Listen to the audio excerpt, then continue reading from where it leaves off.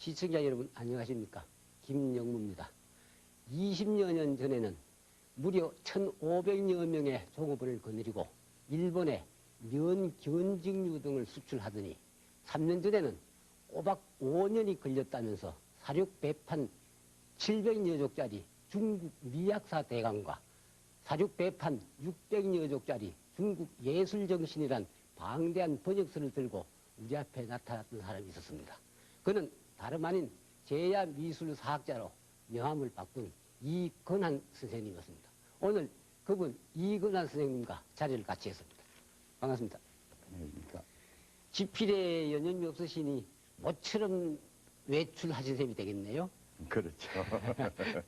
선생님은 명문 서울대학교 내지 서울대학원에서 경영학을 전공하셨고 그 전공을 살려서 15년간이나 무역업에 종사하셨다가 지금은 이제 명함을 바꿨습니다만 그렇게 변신을 하게 된 동기나 무슨 과정이 따로 있었습니까? 1994년에 사계에서는 알고 있습니다만은 안견 논쟁이라는 게 있었습니다. 그때 이제 제 의견을 발표를 하고 하다가 이제 공론지상에 이제 이름이 검열이 됐는데 타이틀이 없다가 보니까 기자들이 기상에서 명명한 게 제야미술사학자가 됐습니다. 저는 학자라고 생각해 본 적이 없고 언제나 배우는 학생의 입장에 있습니다. 연결된 질문이 되겠습니다. 이른바 제야학자의 관점에서는 소위 제도권의 학자들의 연구나 그들의 학문적 태도에 대해서 비판을 가하고 싶은 부분도 좀 있을 것 같은데 선생님 경우는 어떻습니까? 이때까지 그래서 10년 동안 기상 논쟁을 해오고 제 나름대로 해왔는데요. 뭐 이런 공식 석상에서 결과적으로 짧은 시간에 다 얘기를 할 수는 없는 거고요. 지금 우리나라 전체적인 사학계뿐만 아니고 전체적인 문화적 경향이 결과적으로 일본의 역사 교과서 왜곡 사건을 말하고 있으면서도 우리 스스로 왜곡하는 점이 없지 않죠. 그리고 우리 역사는 대체적으로 우린 뭐 역사가 있는 문화민족이라고 5,000년 자부하며 살았는데 기술이 된 게 대개 경우에 한자로 되어 있습니다. 그런데 지금 현금에 있어서는 사계 주도적인 분들이 우리 역사를 자국의 역사를 못 읽는 분들이 좀 내가 여기 실례인 말씀일지 모르지만 거의 대다수입니다. 그건 우리가 이제 어문정책에서 우리가 이제 학자를 양성하지 않은 그런 부분도 있겠습니다만은 대개의 경우에 외국 유학파 내지는 외국에서 학위를 취득한 사람들 중심으로 어떤 학맥이 구성이 되라고 그런 점이 있는데 다른 거는 몰라도 사학만은 자기 나라 역사를 못 읽는 사람은 자국의 역사를 웅해할 자격이 없습니다. 문명이 무슨 역사를 얘기합니까?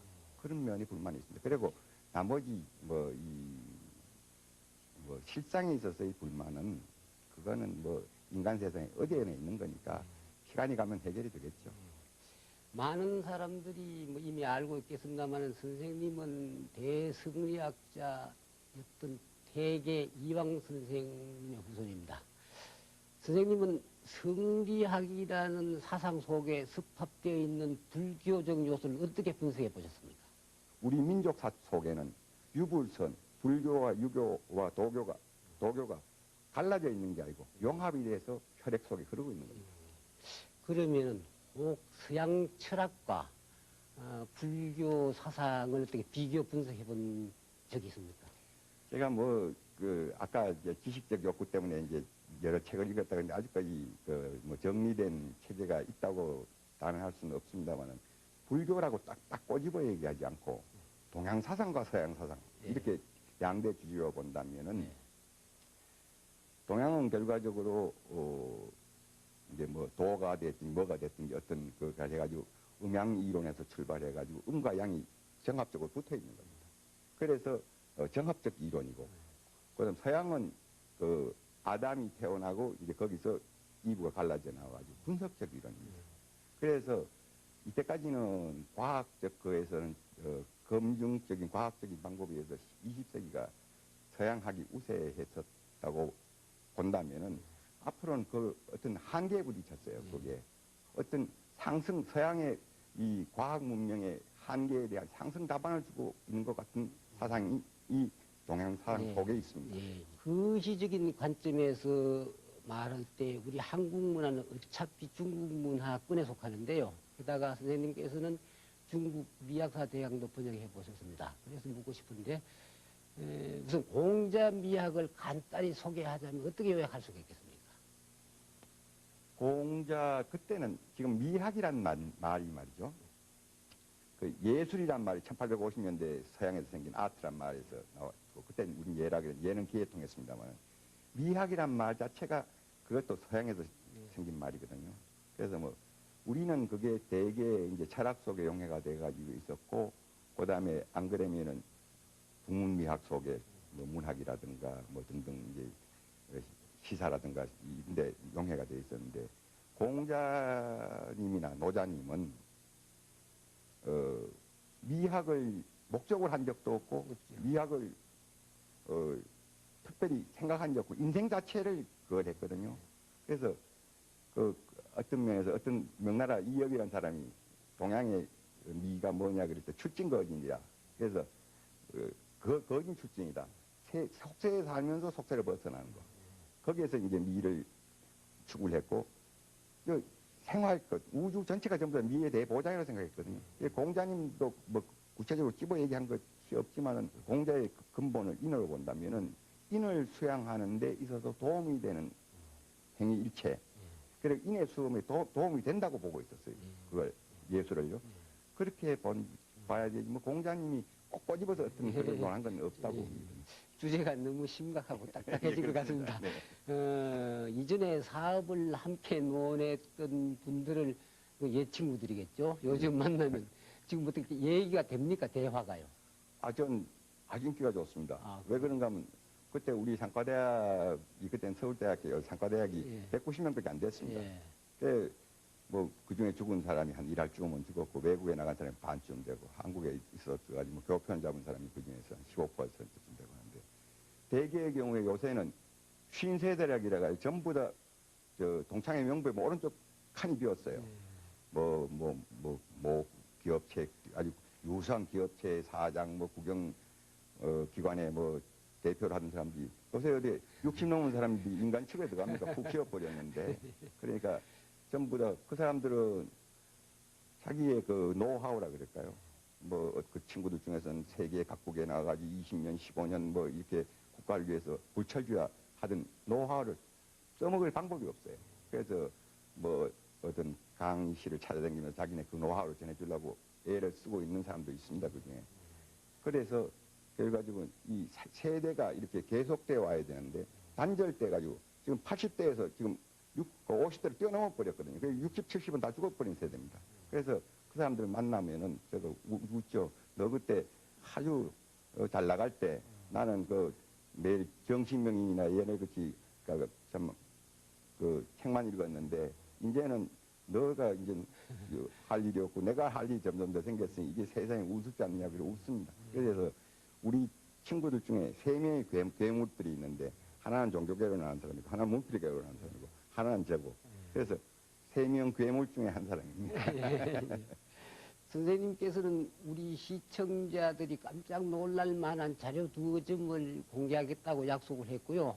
오늘 손수 그 자료들을 가지고 오셨는데 그 중에 한 점이 10여 년 전에 미국 소드비 경매장에서 구입했다는 돈항 석실장력이죠. 네. 1300여 년 전 중국의 척천무 시절에 제작된 걸로 추정되는 이 돈항 석실장경의 문화재적 가치에 대해서 직접 좀 해설을 해 주십시오. 그 1300여 년이 아니고 정확하게 1300년입니다. 예. 척천무 3년에 쓴 건데 뭐 돈항에는 장경이 그 유불천을 합쳐서 약 2만 본 정도가 발굴이 됐습니다. 1900년에 발굴이 됐는데 스테인이라는 사람이 이제 그중에 17굴에 있는 장경을 되게 영국으로 가져갔거든요. 그중에 그것도 8,600함 정도 된다는 얘기가 있는데, 그 8,600함이 뭐 다 중요하지 않은 게 아니겠습니다만은 그중에 우리나라에 가장 중요한 게 두 점이 있습니다. 하나는 그 해초 스님의 왕호 천축국전이고, 하나는 지금 제가 공개하는 이건데, 해초 스님이 704년에 태어났습니다. 해초 스님이 태어나기 1년 전 신라의 고승이신 그 승장법사께서 정리를 한 불교입니다. 그리고 승장을 잘 모르실까봐 구현을 하자면은 원칙 법사라고는 다 알 겁니다. 그 신라 왕조로서 참 지장보살이라고까지 일컬어지는 분이. 부화살에서 예, 지장부살 됐다. 예. 그분의 수제자입니다. 그리고 삼장법사 의정 스님이 번역을 하고 승장법사가 정리를 했어요.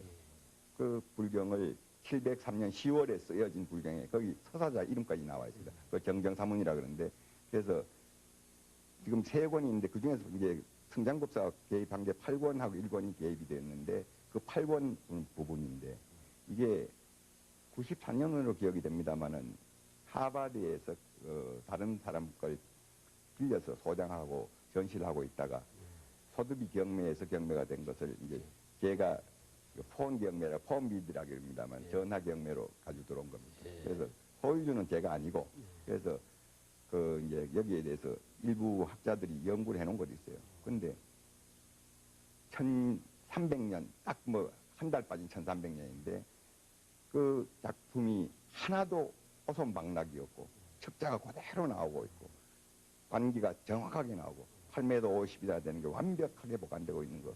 그리고 거기에 더군다나 우리나라 신라 스님이 바로 정리를 하신 물건. 이건 문화사적 가치라 그러면 우리나라에는 신라에 지금 묵적이 거의 없지 않습니까? 포함에 지금 한 점 있는 거. 그게 지금 하고 다란이경 한 점 있을 뿐인데, 이런 물건이 왕호천축국전도 없죠. 직지신경도 우리나라에 없지 않습니까? 고려의 직지신경도.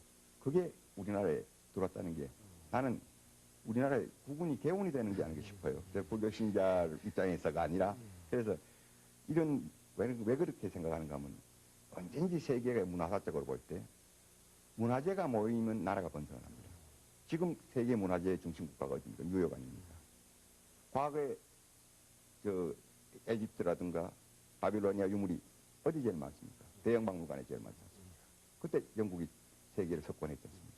이제 우리나라 과거에 뭐 60년대 문화재 보호법 60년대 중반에 생겨가지고 뭐 김포공항으로 나간 것만도 비공식 통계에 하면 7만여 점이 지금 나가 있는데 이제 속속 돌아오고 있습니다.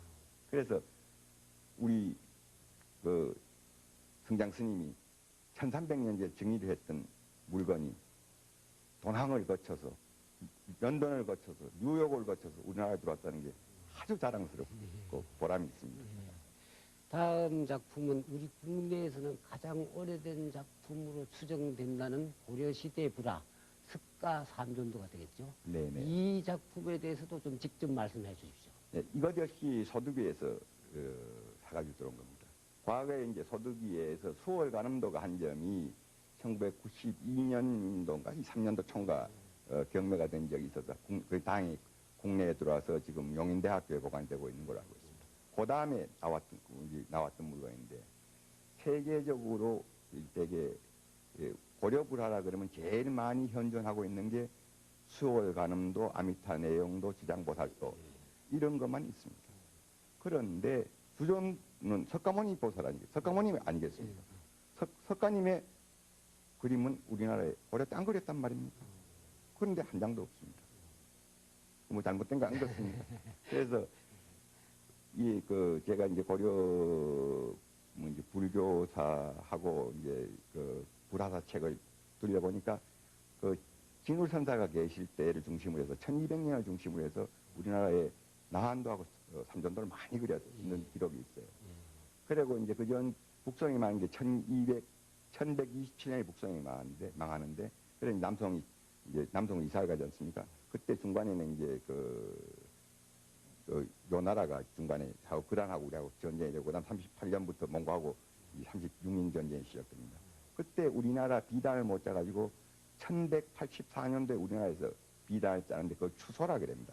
사슴 녹자 3개를 쓰면 거칠 추자, 거칠할 추자가 됩니다. 그 추소에다가 소폭 비단을 연결시켜가지고 그렸던 석가삼전도가 소두배에 나왔어요.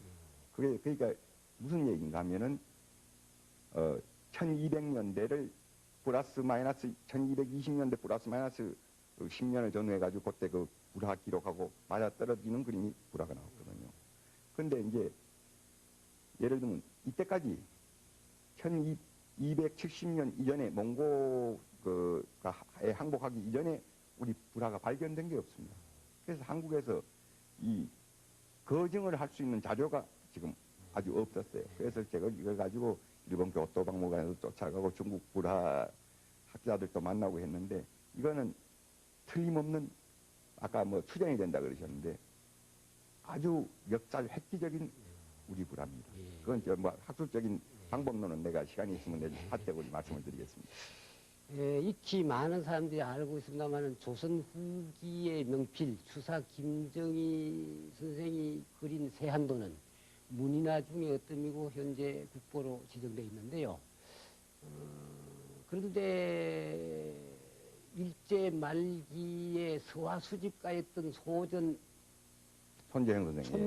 선생의 피눈물 나는 노력이 없었더라면 그 작품은 지금 일본에 사장되고 말았을 것이라고 그러는데요. 어떻습니까? 손재영 선생에 대해서 좀 아시는 얘기가 있으면 좀 들려주십시오. 제가 만나 뵈온 적은 없고요. 참 당대의 기사와 삼절로서 감시관도 가지고 계신 분이고 뭐 지금 타결하셨습니다만 그런데 소전 선생이 그 물건을 가지고 있던 사람 집에 매일 찾아갔대요. 그래가지고 그 물건을 그 양반이 유리창에서 중국 유리창에서 샀는데 양도를 안 하려고 그러다가 소전 선생이 양도를 받고 나서 그 직후에 그 집이 폭격을 당했답니다. 그러니까 소전 선생님이 안 받아왔더라면 세한도는 없는 거죠. 그런데 결과적으로 뭐 그건 하나의 이제 예가 되겠습니다만은 이거 세한도 자체가 예를 들면은 참 아주 요새 말하는 아름답다든가 미리하다든가 이런 건 아닙니다. 그 속에는 사의를 하고 사신을 했어요.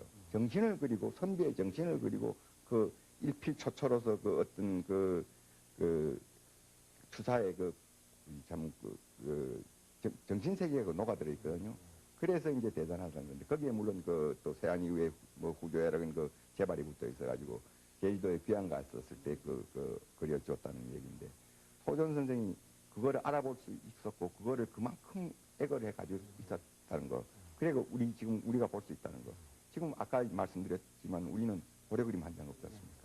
물론 십수 번에 100여 번의 이상의 내적 외환이 있었습니다만 그래서 그런 그것도 있겠지만은 그래서 난 그런 분들이 결과적으로 예를 들면은 돈을 벌었더라면 그렇게 우리 가슴 속에 뜨거운 뭉클함을 남겼겠느냐. 정치가로서 성공을 했다면 남겼겠느냐. 이런 생각을 해볼 때 역시 소영 선생을 다시 생각해보고 합니다. 현재 선생님들에게 소장되어 있는 작품이 대략 몇 점이나 되면 분류를 해보면 어떻게 되겠습니까? 없습니다. 작품 제가 취미로 좋아서 모으는 건데 그동안에 모았던 거는 일본에 총독이 가지고 있던 거라든가 내가 소두비에서 샀던 거라든가 소두비에서 샀는 건 대개 이제 박물관 같은 데 좀 그걸 했고 가지고 있던 게 서화가 한 400 한 90점 되고 그다음에 문적하고 우리 집안 유목하고 해가지고 그걸 어떤 모 박물관에 기증을 했습니다. 그리고 지금은 제가 이제 느낀 게 있어서 우리나라 이제 유화의 도입사를 지금 재조명을 해야 되겠다. 이제 유화가 대개 동경 유학파를 중심으로 해서 이제 도입이 되는데 평양 사람들 중심입니다. 도입이 되는데 과거에 우리 미술사가 전부 다 자료가 정비가 안 됐듯이 우리 유화사가 정비가 안 됐어요. 그래서 예를 들면 여기에서 충곡 고이동 선생이 1916년에 동경미술대학을 졸업하시고 1915년에 졸업하시고 1916년에 이제 김관호 선생이 졸업을 하시고 해가지고 쭉 한 300여 분 나오는데 그 중에 상당한 분이 월북을 하시고 이랬었는데 그래서 이제 북한의 미술은 그동안에 이제 어떤 폐쇄 사회 속에서 소셜 리얼리즘이라 그럴까 영어를 써서 미안합니다만 어떤 그 주체 미술이라 그런 형틀에 묶여 있었고 우리는 또 중국하고 단절된 상태에서 자유화, 개방화, 개성화란 이름 아래 또 무익한적으로 상당한 미술을 받아들여가지고 또 어떤 개성이 없는 미술이 또 됐고 이래 됐는데 그래서 어쨌든 뭐 좌폐지가 됐든 우폐지가 됐든 미술사를 유화사를 다시 써야 되겠다는 생각에서 그 작품을 지금 제가 진단들에 놓은 게 한 800~900점 있습니다. 그럼 방금 그 집필 계획을 한 가지 미리 말씀해 주셨습니다만 그 나머지 또 무슨 글을 쓰실 계획이 좀 돼 있습니까? 지금 그동안 이제 그 먼저 번에 이제 그 외국 책을 이제 번역서를 번역하고 뭐 조금 여러 가지 좀 졸조를 몇 권 냈습니다만은 그걸 쭉 써오면서 느낀 게 결과적으로 우리나라 회화사와 예술 정신과 미학사가 접목이 된 우리 어떤 문화사적인 미술서를 써야 되겠다는 생각을 했습니다. 그래서 과거에 이제 어떤 교수님하고 그 뭐 논쟁을 해오는 과정에서 그 자료를 좀 직접 냈던 걸 가지고 책을 썼는 게 한 3,000페이지 가까이 돼서 2,900페이지쯤 됐는데 한 300만 자 됐습니다. 그래서 3,000페이지 책을 금년 중에 이제 해서 이제 형태적인 고찰과 그다음에 아까 정신적인 고찰과 미학사적인 고찰 그걸 전체적으로 이제 문화사적으로 한번 조선 전기를 중심으로 우리나라가 가장 발달됐었던 게 제 생각으로는 고려와 조선을 이제 접목하는 그 태조 때부터 그 이제 15세기 그러니까 연산조 때까지 그러니까 1392년부터 1506년 이전까지 이제 1506년까지가 이제 연산조거든요. 그걸 저는 조선 정비 중에서 제1기라고 부릅니다. 전 4기로 나누고 있는데 그래서 거기를 중심으로 해서 그때 모든 우리 한글도 만들었고 모든 문물제도 경국대전도 만들어졌고 뭐 모든 문물제도가 과학적 예술적 이제 기반이 잡혔다고 보기 때문에 그때를 중심으로 해서 지금 책을 지금 탈고 단계에 있습니다. 시간이 다 돼가는데요. 혹 우리 시청자에게 꼭 부탁드리고 싶은 말씀이 있으면 한 말씀 주십시오. 제가 말씀을 드린다면 옛날에 그 우리 모 장관께서 가장 한국적인 것이 가장 세계적인 것이다라고 얘기를 하신 적이 있습니다. 그건 이제 중국의 손문 선생이란 분이 계셨는데 그 말에는 앞뒤가 있어요. 중국의 젊은이요 세계로 나가라. 중국의 전통 위에 세계의 자양을 합체하여 중국의 문화를 비상을 시키자. 가장 중국적인 것이 가장 세계적인 것이다. 이랬습니다. 지금 이제 정보화 사회가 시작이 되고 산업 사회가 끝이 났다 그러는데 어차피 아이덴티티 정체성이 없으면 안 됩니다. 그래서 반드시 우리 전통을 알아야 됩니다. 그래서 전통이란 걸 저는 이렇게 생각합니다. 연이 말이죠. 하늘높이 비상을 하는데 가늘한 실로 땅바닥에 착지를 하고 있는 실패꾸리에 연결이 안 되면 연은 별로라고 말이에요. 아무리 세계화를 하고 그걸 해도 잘못하면 몽키화가 원숭이화가 돼요. 자기의 주체의식을 가져야 되거든요. 그래서 공고이신 다시 생각해도 좋은 말입니다. 질문이 어쩌다 보니 좀 어려웠음에도 불구하고 성의껏 대담에 응해주셔서 감사합니다. 네, 감사합니다. 불현듯 애국, 애족이란 말이 떠올랐습니다. 그러니까 목소리 높여 많은 말들을 외치는 사람들보다는 오히려 자기가 처한 입장에서 묵묵히 최선을 다해 자기 할 일을 하는 사람들의 모습이 진실로 아름다운 애국, 애족이 아니는지요. 이상으로 김용무가 만나는 문화문화인 이 시간의 순서를 마감하겠습니다. 시청해 주셔서 감사합니다.